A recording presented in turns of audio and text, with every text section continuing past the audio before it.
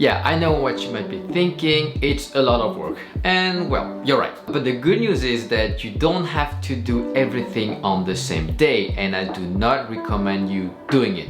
I would start with the praline and then the sponge cake on the first day. Then on the second day, or actually anytime later, the choux pastry and the vanilla mousse. Once you've assembled everything and put it in the freezer, you can take it out the day before serving and finish it with the glaze and the decorating chocolate. That one can be done actually anytime during the process. It doesn't have to be on the last day. So you can really work it out according to your own schedule. Besides that chocolate tempering, which is the most difficult, each component of the cake is fairly simple. As long as you follow the temperatures indicated in the recipe, things should work out nicely. There is one stressful moment though, at least for me, which is when you pour the glaze on the cake, which is also the most satisfying moment. It can be stressful because you have only one shot, and to be honest, I was also pretty nervous because, well, I had to focus both on the camera